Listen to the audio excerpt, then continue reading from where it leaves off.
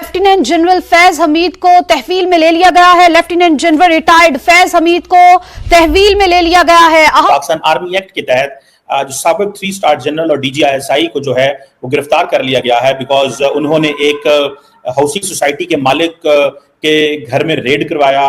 Rangers और ISI का इस्तेमाल करते हुए उसने कहा कि मेरा 400 तोले सोना लूट लिया गया, मेरे हीरे जवाहरात ले गए, मेरे करोड़ों रुपए लेके चले गए। हम घूम फिर के दायरों का सफर करते उसी जगह होते हैं। आपको लगता है इस पूरे मामले के बाद गुज़िश्ता चंद साल जैसे गुजरे, क्या सियासतदान, क्या इदारों में काम करने वाले लोग सब सीखेंगे, अपने अपने दायरे में वापस जाकर काम करेंगे?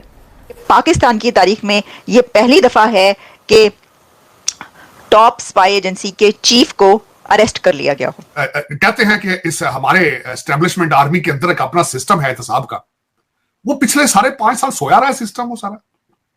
जब वो पावर में थे उस वक्त क्यों नहीं इनके बारे में स्टेप लिया गया? 12 अरब रुपए की करप्शन के चार्जेस हैं उनके ऊपर। लोग कैसी कैसी अजीब खबरें मिलती हैं। इंसानी माशरे में जुर्म होता है, गुनाह होता है, लेकिन यहां तो ऐसी ऐसी चीजें सामने आती हैं, खुदा की कसम यकीन नहीं आता।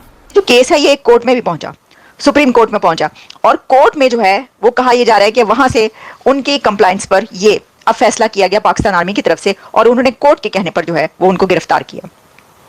एक तो ये बात मैंने आपके सामने रख दी, लेकिन किस्सा इतना सादा नहीं है, ये बात इतनी सादा नहीं है।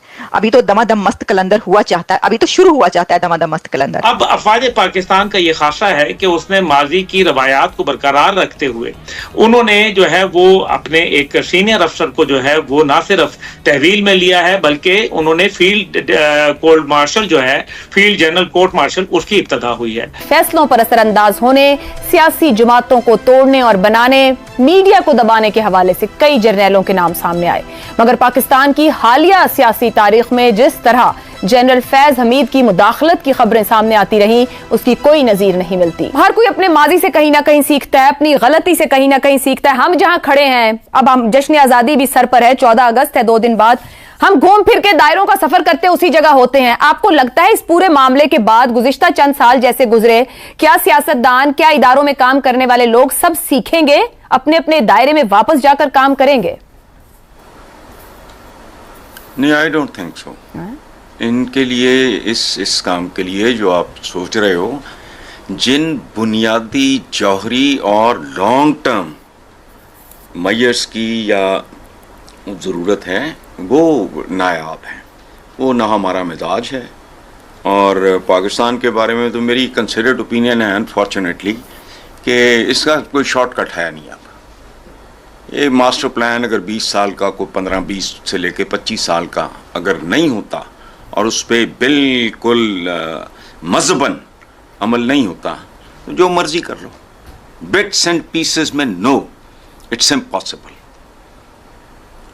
ये आप वो हद क्रॉस कर चुके हैं।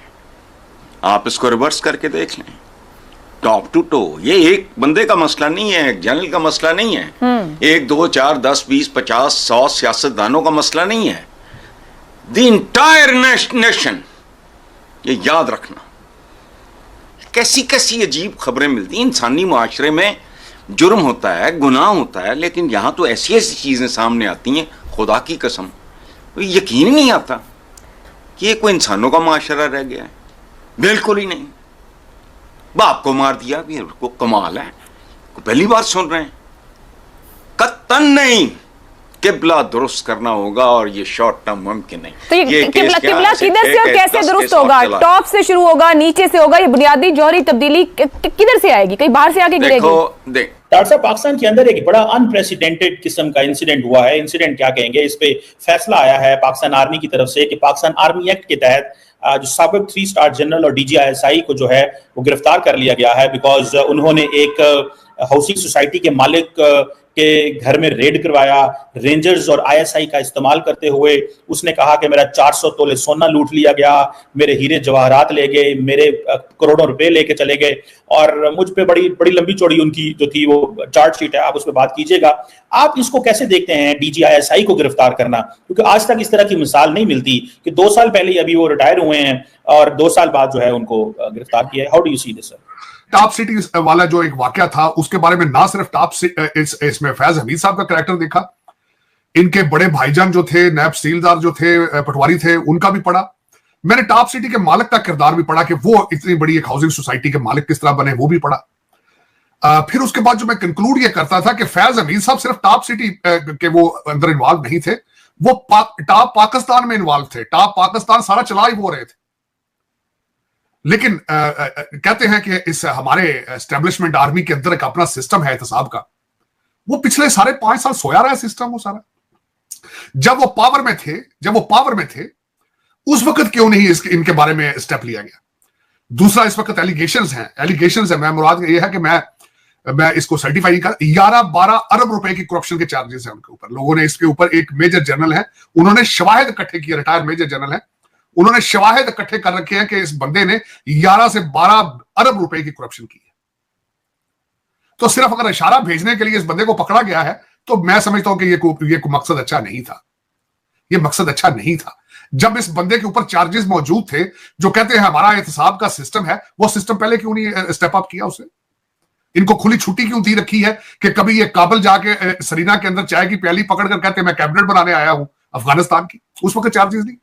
एक आर्मी का यूनिफॉर्म पहन के बंदा पूरी सियासत करता रहा है, एक पूरा यूनिफॉर्म पहनकर वो बंदा पूरा पाकिस्तान चलाता रहा है, उस वक्त किसी ने नहीं पकड़ा। जजों को मैनेज करता रहा। वो सिद्दीकी साहब बेचारे वो रोते जलील गए हैं, उनकी पिटीशन किसी ने नहीं सुनी।